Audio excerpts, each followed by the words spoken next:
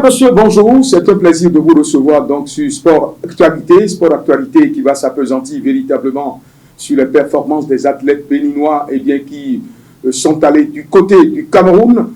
Ce plateau, Blaise Adampo, il parlera bien évidemment avec moi de ce championnat national, la Super League Pro qui a connu donc son épilogue. Et nous allons terminer par l'Euro avec la France qui véritablement piétine un tout petit peu dans cette compétition. On parlera de la sortie aussi de certaines équipes qui véritablement figuraient parmi les élites du football européen.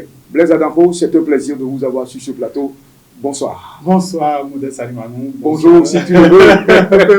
Bonjour, bonsoir.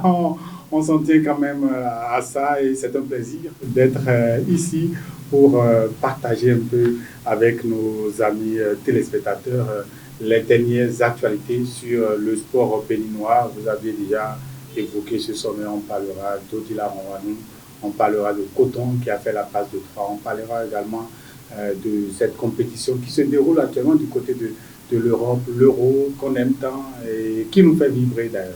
N'est-ce pas? Merci Blaise Adampo de nous honorer de votre présence sur ce plateau. Direction le Cameroun et plus précisément Douala où Odile Rwanu s'est véritablement fait distinguer de nouveau en remportant la médaille d'or dans sa discipline. On va dire que c'est une troisième médaille d'or d'affilée. On va parler plutôt, si on veut paraphraser, Odile Rwanu puissance 3, parce qu'elle a fait la passe de 3. On pourrait quand même se dire que ce n'est que le mérite de tout le travail qu'elle fait depuis 3 ans.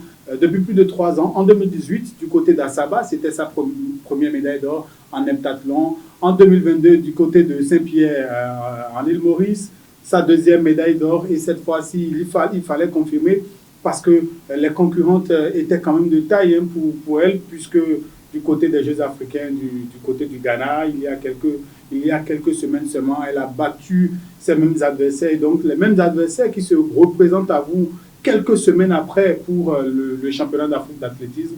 Il faut encore avoir de la ressource, de la force mentale, notamment pour aller chercher le podium. Et c'est ce qu'elle a fait. Elle a fait résonner l'hymne national du Bénin, l'Aube Nouvelle, donc, du côté du stade Diapoma de Douala au Cameroun.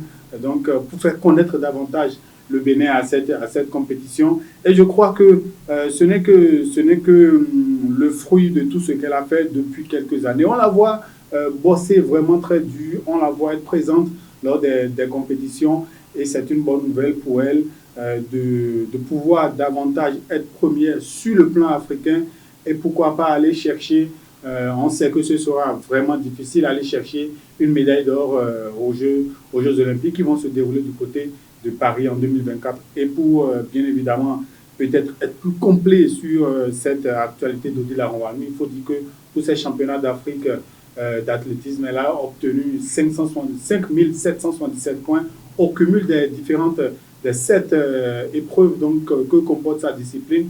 Et donc, en obtenant ces points, c'est bien évidemment un peu bas par rapport au minima qu'il faut réaliser pour aller donc, en France pour les Jeux Olympiques. Exactement, il lui reste encore, elle n'a pas pu atteindre le minima pour les Jeux Olympiques, mais elle pourra quand même compter sur le ranking mondial pour pouvoir être présente pour les Jeux Olympiques. C'est la meilleure sur le continent africain et donc normalement, quel que soit tout ce qui va se passer, c'est qu'elle aura certainement sa place à Paris en 2024. On va regarder dedans, comme on le dit dans notre jargon de communication, où c'est les instances supérieures en matière d'athlétisme qui prendront la décision pour permettre à Odile Rwanu de représenter le Bénin aux Jeux Olympiques de Paris. Oui, certainement, parce qu'à un moment donné, la fédération, la Confédération africaine, la CAA d'athlétisme, comme on le dit, doit présenter au comité national, au comité olympique international, la liste des athlètes selon leur ranking et ceux qui ont également obtenu les minima. Et donc, clairement, quand cette liste sera présentée, je crois bien évidemment que Odile Rwanu sera donc la première athlète dans sa discipline à être choisie donc par la Confédération africaine d'athlétisme. Mais globalement, ce qu'on retient d'Odile, c'est que ces 3 titres d'affilée viennent davantage honorer le Bénin, viennent davantage l'honorer parce que on ne conserve pas un titre une médaille africaine assez facilement, surtout dans votre discipline, c'est qu'il faut avoir de la ressource mentale. On a vu Usain Bolt plusieurs fois champion du monde au sprint avec voilà, une course assez folle. On l'a vu également lors des Jeux olympiques. Et donc, pour y arriver, c'est qu'il a travaillé dur, il a mis assez d'efforts physiques, même mental, pour pouvoir atteindre ce niveau, pouvoir finir même la course à certains moments en souriant donc à la caméra. On a vu Odile Ahouanou être soulagé, bien évidemment, après donc voilà sa compétition. Et moi, j'ai eu la chance de lui faire la toute première interview exclusive après donc sa compétition. Beaucoup de joie, on l'a senti dans ses propos. Et également, pour elle, c'est une forme de mini-préparation, je vais dire, avant les Jeux olympiques Paris 2024. Oui, en dehors d'elle, on a eu d'autres athlètes, et bien donc, dans ce championnat d'Afrique d'athlétisme. C'est vrai que Pascal Dambord a quitté donc les tartans depuis. Laure Isabelle Couté, que vous connaissez très très bien, et c'est des noms qu'il faut citer pour permettre à nos téléspectateurs d'être fixés aussi encore sur les valeurs de l'athlétisme au Bénin. Il y a quelques années, est-ce qu'on a eu encore d'autres distinctions puisque ce sport, vous l'appréciez véritablement, Blaise Adampo? Pour l'instant, on n'a pas eu de distinction et je crois que la seule véritable médaille que pouvait compter, sur laquelle le Bénin pouvait compter, c'est la médaille d'Odile Ahouanou. Pour l'instant, la compétition prend fin ce 26, mais on a vu l'hymne national résonner dans le stade Diapoma une seule fois. Mais vous êtes suffisamment heureux d'avoir entendu l'hymne national béninois retentir donc à Diapoma. C'est très important. Je crois que en suivant ces championnats d'Afrique d'athlétisme, j'ai vu sur le podium du 400 mètres, je ne sais plus, l'Afrique du Sud sur les 3 podiums. Première place pour l'Afrique du Sud, deuxième place pour l'Afrique du Sud, troisième place pour l'Afrique du Sud. Alors même si l'hymne national résonne à cet instant, ce sont les Sud-Africains qui sont les plus heureux à cet instant. Quand, vous savez, je crois, je ne vous apprends rien, quand votre hymne national résonne dans un stade et c'est votre athlète, tout le monde veut déjà savoir c'est quel hymne national, c'est quel pays. Et on écoute attentivement et religieusement l'hymne national de ce pays. On veut connaître davantage cet athlète. On ne connaissait pas trop la Jamaïque aujourd'hui. À cause du Usain Bolt aujourd'hui, on peut dire très bien que la Jamaïque, c'est un pays qu'on connaît. Aujourd'hui, on parle du Rwanda, on parle de l'Éthiopie, on parle du Kenya. Ce sont des pays qui nous ont bluffés grâce à leurs athlètes qui font les longues distances, les 1000 km, les 10 000 km et autres. Et on les voit davantage, ces athlètes, sur les grands marathons en Europe et du côté de l'Amérique. Et donc, à travers Odile Ahouanou, c'est le Bénin qui se révèle, c'est le Bénin qui se fait connaître davantage en heptathlon et complètement, je vais dire, dans l'athlétisme. Alors, Blaise Adampo, quand on parle de l'hymne national du Bénin, cela me rappelle forcément Sfax en 2004, quand les Béninois ont disputé leur premier match face à la République sud-africaine, où les Béninois ont été battus par le score de 2-0, envoyé spécial d'Africa numéro 1, pour couvrir cette compétition. Blaise Adampo, j'ai coulé les larmes parce que l'hymne national du Bénin a retenti. L'hymne national du Bénin a retenti avant le début de cette explication, même si Siabonga non-vété ne nous a laissé aucune chance et on a été battu par le score de 2-0. Nous sommes heureux et très heureux donc pour Odile Ahouanou qui allait représenter dignement le Bénin dans cette compétition africaine. Blaise Adampo, nous allons descendre au niveau du football et parler cette fois-ci de la Ligue Pro qui a rendu son verdict.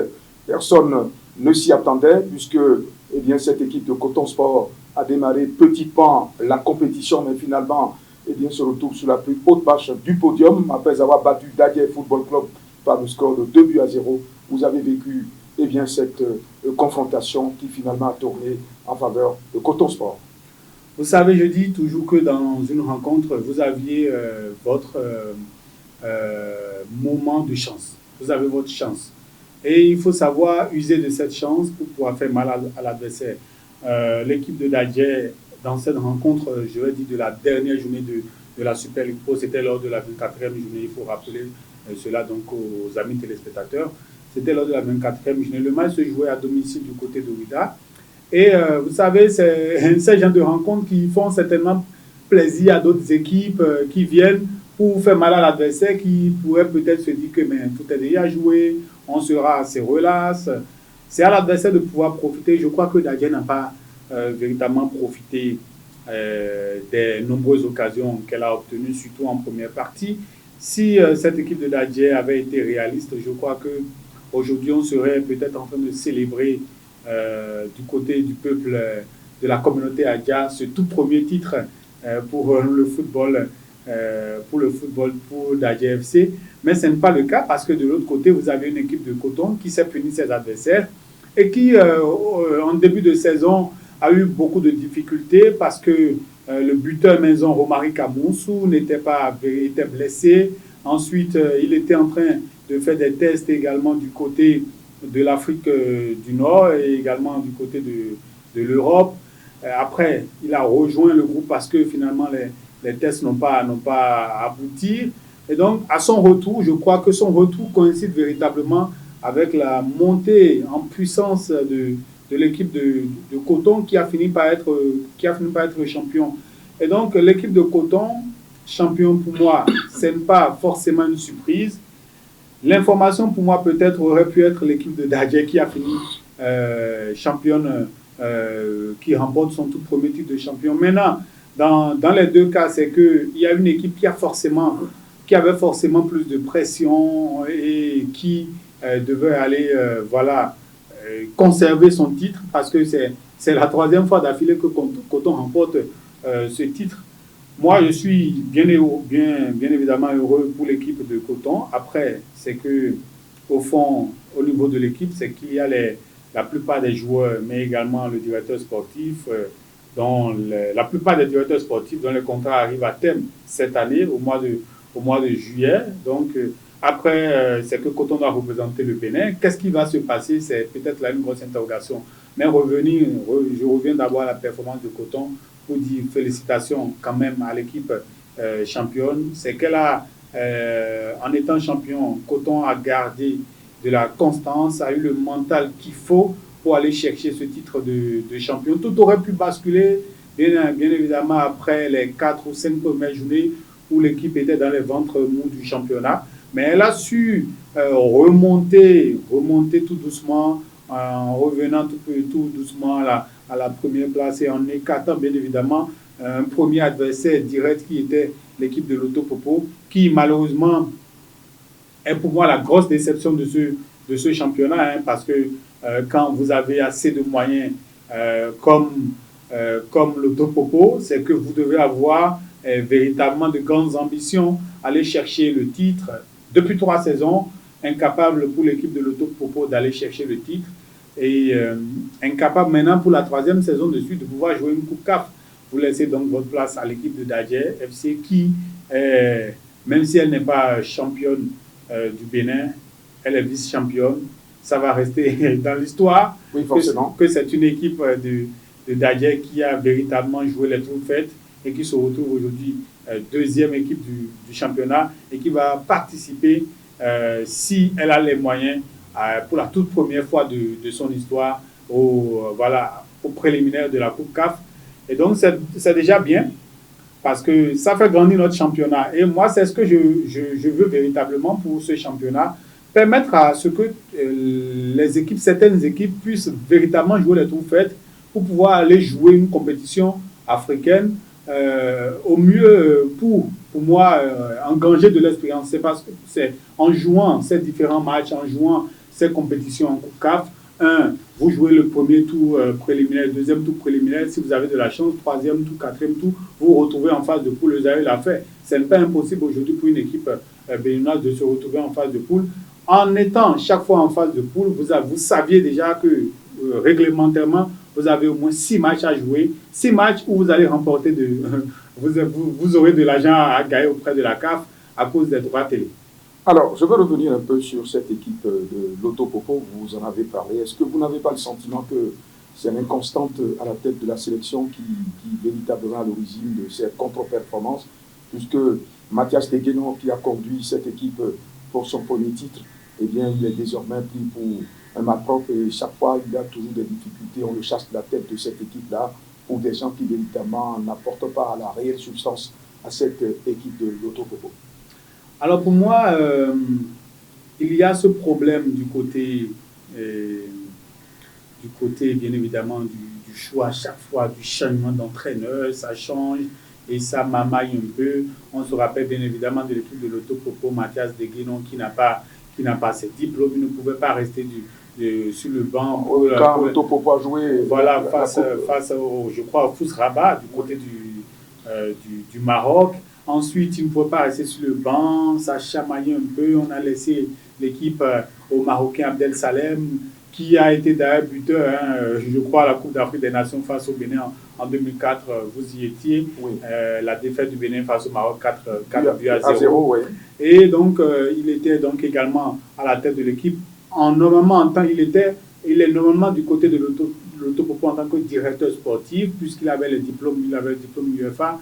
On l'a fait donc rester diriger l'équipe du côté du Maroc. Ensuite, c'est que même si c'est ça, il faudrait quand même à la fin laisser l'équipe à quelqu'un pour faire un travail sur la durée. Et c'est ça qui manque véritablement à nos clubs. C'est finalement Abdoulaye Ouzerou qui est l'entraîneur de l'équipe. Qui est l'entraîneur parce qu'il est entraîneur intérimaire. D'ailleurs, c'est intérimaire. Et donc, il a ce changement d'équipe a peut-être changé quelque chose également dans le mental de cette équipe. Parce que je crois que le dernier match de l'Autopopo, c'était à domicile, lors de cette 24e journée de la Super League Pro. J'ai commenté ce match. C'est une équipe qui a manqué de réalisme, mais c'est une équipe qui a un mental assez faible. Et pour aller chercher un titre de champion, il faut avoir un mental assez fort. Vous ne devez pas forcément, chaque fois, vous dire que tel arbitre a été acheté, les arbitres ont été... ça, c'est peut-être dans les pensées, mais écoutez, après, laissez les arbitres jouer le jeu, faites votre jeu, développez votre jeu sur le terrain. Je crois que cette équipe de l'Autopopo, au-delà de la déception, s'est fait également avoir par les petits bruits de couloir. Et en tant que champion, vous n'attendez pas ces groupes. En tant qu'une équipe qui aspire plutôt à être championne, vous ne pouvez pas rester là, attendre les bruits de couloir. Non, vous ne comptez pas sur ces bouts de couloir. Faites votre jeu sur le terrain. Répondez chaque fois positivement sur le terrain en allant chercher des points. La preuve, c'est que c'est une équipe qui était, je crois, bien évidemment leader pour chasser un peu par Dadje. Aujourd'hui, Dadje est resté deuxième, mais l'Autopopo a reculé à la troisième place du classement. Maintenant, au-delà de tout, c'est qu'il y a également d'autres équipes qui nous ont également émerveillés dans ce championnat. Bani Gansé avec le coach Ibrahim Da Silva, que salut, qui fait un énorme travail également. Il a fait un énorme travail du côté de Dynamo d'Abomey. J'ai eu la chance de commenter plusieurs matchs de son équipe. Mais également, il a ramené ce travail du côté de Bani Gansé. Et c'est ça qui fait que, voilà, durant cette Super League, on a vu des équipes aller forcément se battre pour le titre, aller chercher une place qualificative pour une participation en Coupe africaine.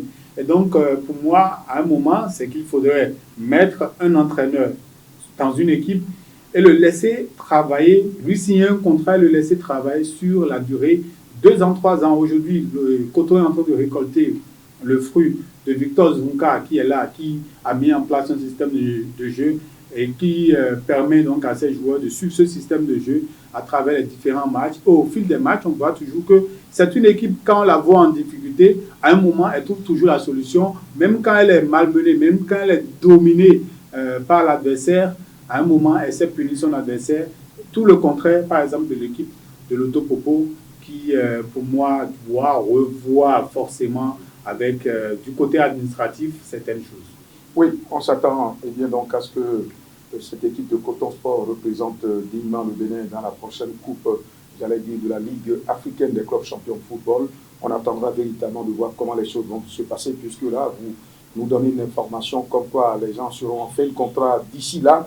J'espère qu'au niveau donc de la direction de cette équipe, on saura prendre les mesures qu'il faut pour que les joueurs qui ont été vainqueurs de la saison puissent continuer véritablement à défendre les couleurs de cette équipe de Coton Sport. C'est notre vœu le plus absolu. Hein, et Blaise Dadan pour vous. Vous avez effectivement raison. Maintenant, de l'autre côté, c'est qu'il ne faudrait pas oublier, je parlais de fin de contrat, la plupart des directeurs sportifs des différents clubs sont également en fin de contrat. Il faut, pour le ministère des Sports, s'asseoir véritablement, faire le bilan et voir ce que chaque directeur sportif a apporté véritablement dans chaque club. Moi, j'apprécie le travail du directeur sportif de Dadje Roturo, qui n'est plus aujourd'hui avec le club, mais aujourd'hui il est parti. Qu'est-ce qu'il a laissé comme identité à ce club?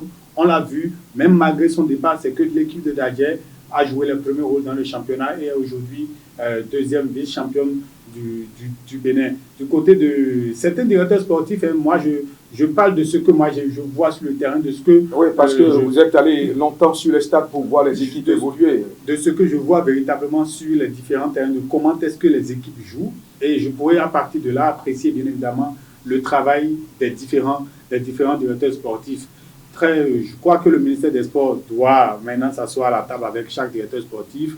Le contrat qui a été signé avec eux, revenir évaluer ce contrat, voir ce que ça a donné de positif, voir ce que ça donne de négatif. Et s'il faut renouveler, on renouvelle. Dans le cas contraire, c'est qu'il faudrait trouver également d'autres moyens, et mettre en place d'autres actions pour véritablement permettre à ce championnat national et d'avoir une identité. C'est déjà ça, une identité. Quand on voit certaines équipes, on pourrait se dire que, mais écoutez, si on pioche dans tel joueur dans telle équipe, on pourrait amener en sélection nationale pour pouvoir valablement représenter le Bénin lors des différentes compétitions. On parlera de l'Euro puisque 4 minutes nous séparent de la fin de cette émission. Si on ne parlait pas de l'Euro, on aurait commis un crime de lèse-majesté.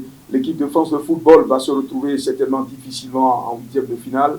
Il y a donc certains favoris qui sont déjà en huitième de finale. L'Allemagne, l'Espagne qui a fait le carton plein, ça dit 3 matchs, 3 victoires. Il y a l'Italie qui est sortie vainqueur aussi et qui véritablement va continuer son petit bonhomme de chemin. Il faut dire que les grands noms du football européen répondent véritablement présents en huitième de finale.